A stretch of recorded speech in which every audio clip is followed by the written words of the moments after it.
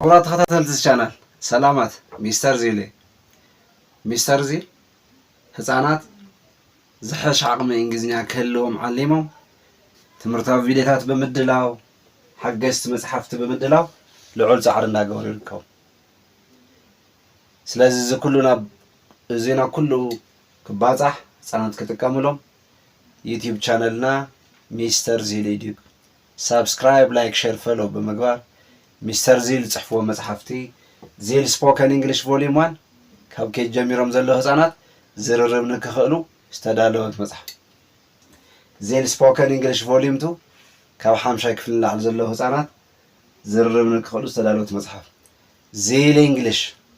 ናይ ድምፀ ሳይንስ ወይ ፎኖሎጂ መሰረት ገይራ ዝተዳለወት ህፃናት ሳይንሳዊ ሜላ እናሃባ እንግሊዝኛ ንክኽእሉ ሓጋዚ ዝኾነት መጽሓፍ ዚል ግራመር ዚል ሳይንስ ብምዕዳግ ናብ ወለዶ ክባፃሕ እጃሞም የበርክቱ።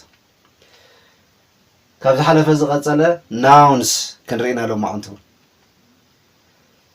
ከመይ ጌርና ሲንጉላር ናውን ናብ ፕሉራል ንቀይር እንዳርአና ነርና ካብ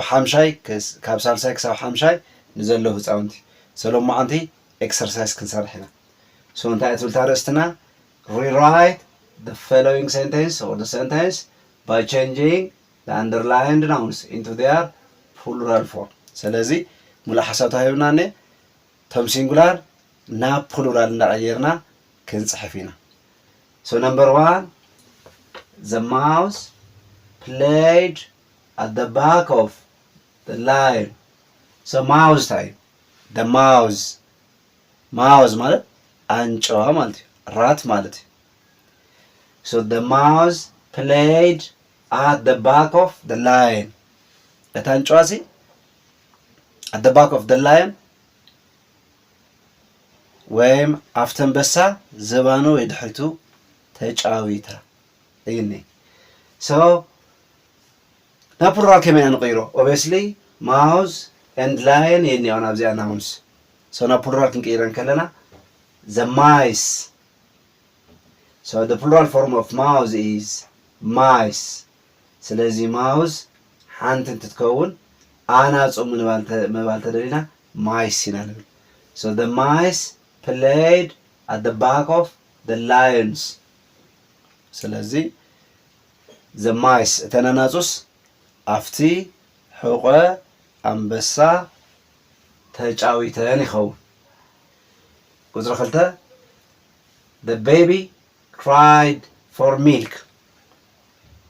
the baby እቲ ህፃንሲ ጸባ ደልዩ በኺዩ ይኒ ጸባ ደልዩ በኺዩ so the baby cried for milk the baby cried for milk ስለዚ ኣብዚኣ ናውንስ ንመንን baby and milk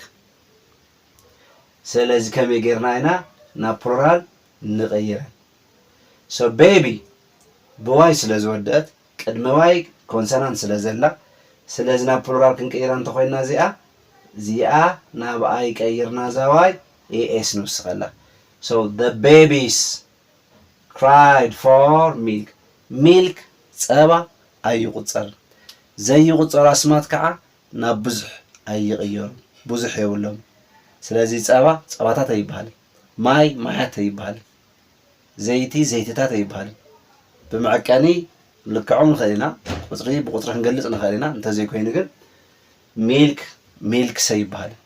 ስለዚ ዘይቁፀር ስለዝኾነ ናብ ፕሉራል ኣይቀየርናያን ከም ዘለታ ኮይና ማለት so the babies cried for milk እቶም ህፃውንቲ ሲ ጸባ ደልዮም በኺዮም ትኸውን። ነምበር 3 this is my dog ስለዚ ናውን መን እያ ኒያ dog this is my dog እዚ ሲ ናተይ ከልቢ እዩ ይብል ኣለኹ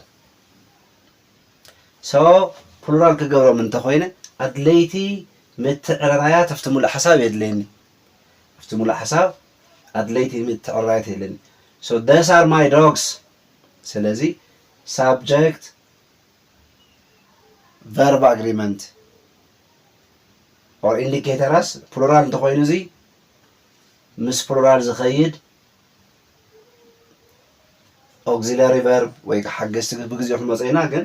ዘድልዩ ምትዕርራያት ክንገብር ኣለና indicators or determiners ኣመልከቲ እዮም እዚኣቶም so this نحلنا نتكملها this is my dog this is marker these are my dogs እዚአቶም ሲ ናተይ አኻልብ እዮም ይብል ኣለኹ ማለት ስለዚህ dogs plural ስለዝኾነ ምስ plural ናውን ከዓ plural verb ስለዝኸይድ are ጌርና እያ እዛ is ዝነበረት ናብ are ቀይርና እያ this نحلنا نتكملها ስለዚህ this ጌርና እያ so these are my dogs ይኸውን ማለት so አንቀጽልና ፕሮግራምና ሐሳብ እንተሃሊኩም አካፍሉና እንተፈቲኹሞ ለህፃናት ክበጽሕ ዩቲዩብ ቻናልና ሚስተር ዚል ኤዱክ ሰብስክራይብ ላይክ ሼር ፎሎ በመግባት ሚስተር ዚል ጽሕፍዎ መጽሐፍቲ ብምዕዳግ ናብ ወለደ ክባጻሕ እጃማም ይብርክዙ ኣብ ቀጻሊ እስከ እንራኸብ ደሓን ቀን